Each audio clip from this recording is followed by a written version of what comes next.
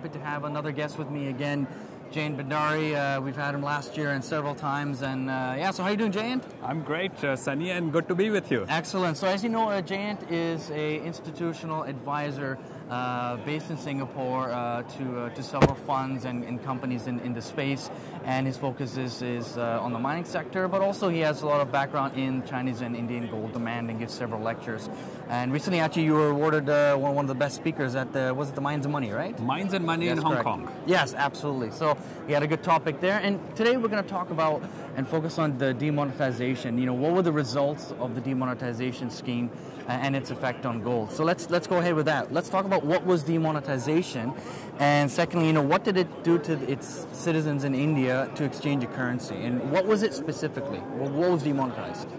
Sunny, on the 8th of November 2016, Indian Prime Minister Narendra Modi declared that 88% of monetary value of currency in the society would no longer be legal tender. Okay. The next day, banks were closed.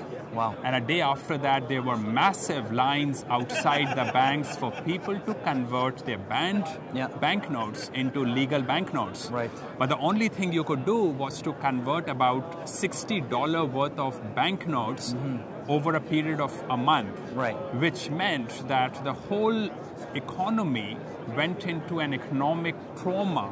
Right.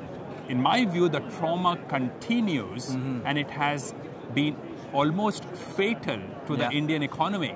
Interesting. You can't remove cash from a system where more than 90% of consumer transactions are cash-based transactions. And what were the notes specifically? There were 1,500? 1,500 rupee notes, which are about $15 and $7.5 respectively. Wow, and that made up 80% of the currency that 88% of the monetary value in circulation. It was disastrous for the economy. Small businesses failed. People were laid off. Food prices today are half as priced as what they used to be before the event, because poor people can no longer buy food. Right. So we don't even know what kind of hunger has set inside the economy right now. Right. So where are we at right now since November? Has it at least settled, or is it still an issue with you know, I'm sure there was a huge issue with the ATMs or the banks, the lineups. Did everybody get their currency exchanged? How did that work out? Banks have become extended arms of the tax authority. If you want to do anything with the bank will interrogate you about why you want that cash. I can go to the bank and get the cash I want. Right. But a small business that needs $100,000 worth of bank cash every month does not have access to that cash. Right. Which means that small businesses continue to suffer, and poor people still do not have jobs. Right. And that is the segment of the society which is actually the wealth generating aspect of the society. Yeah. And more than 80% of Indians are in the informal sector. Interesting. Yeah. So I'm okay. I'm actually a beneficiary because food is half as expensive as it was earlier. Yes. And I could convert my currency without any problem. Interesting. Okay, so then going forward then, I mean, is there an expectation that there'll be more limits or regulations on the currency? And does it have any effect on gold purchases going forward? Well, any massive social engineering work you do must require massive patch-up jobs for a long time. Indian government keeps coming out with new changes in regulations almost on a daily basis. Right. There were about 70 changes in the demonetization regulations within 6 weeks of having declared demonetization. Wow. So the patch-ups jobs are happening every day. Government is putting more and more restrictions on people's lives. It is, as I have said earlier in my writings and talks, India is becoming a police state. It won't end up becoming a police state because India is too chaotic and ethnically diversified, but it will become very rapidly a banana republic, and the economy, in my view, will collapse. Interesting. So let's talk about gold seizures, and gold smuggling. We'll get an update on that because in February, actually, they had a record import of gold, which increased to 50 tons, which is an 82% increase from the prior year. So, a lot of the conversation is because the wedding season is the timing of the wedding season, but also part of the reason is the demonetization has settled down now. People are now able to make some cash purchases here and there, but that's clearly not the absolute case according to you. So what's going on at the border in terms of the gold seizures? Okay, so right now, last week, Sunny, a new regulation was passed which now allows tax authorities to knock your door without actually having a reason to rationalize why they knocked your door. Really? So they can now, of course they still need a warrant, but they can now come to your home and raid your house to check you for having evaded any taxes. From what I know, and so far, these being cases, they're already being reported? Oh, this is happening on a daily basis, and this is a fear tactic that Modi is using to infuse fear among wealth generators, savers, and small businesses, and in the informal sector. Mm-hmm. As I said, this will have disastrous consequences on India. Mm-hmm. Now, gold purchasing went up drastically.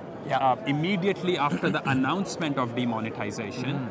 And then government tax authorities started positioning themselves outside the gold shops, right, which meant that the whole gold market went underground. Right.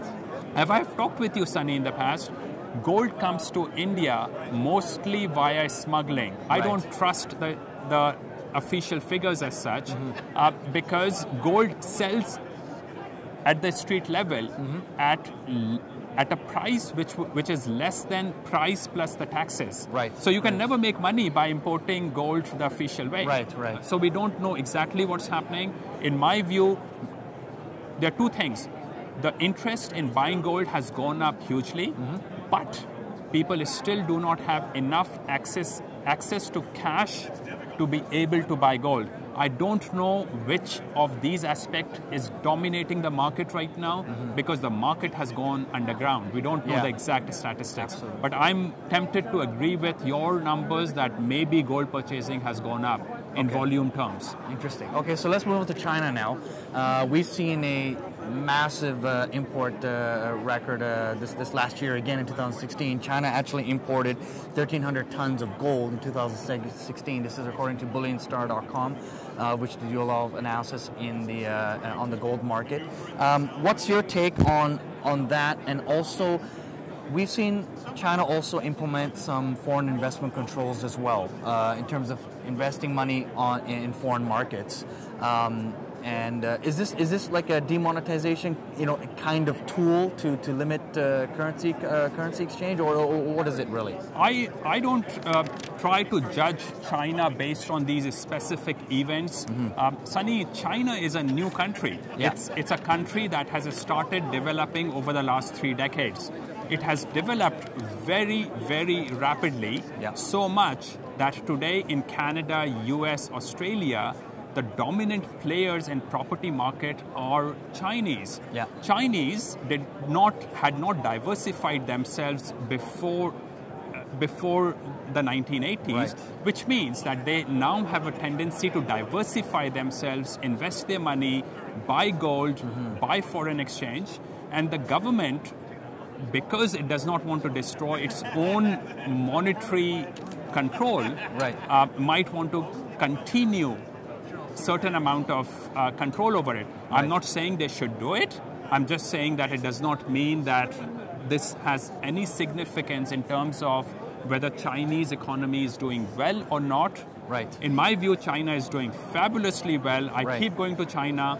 This country is accumulating capital, and it's accumulating intellectual capital, which is the most important thing. I love China. Interesting. Okay, so then what's your outlook overall in terms of the Indian gold purchase market and the Chinese purchase, just in general? In my view, what Narendra Modi is doing is destroying the economy. He's moving cash from the informal sector to the formal sector.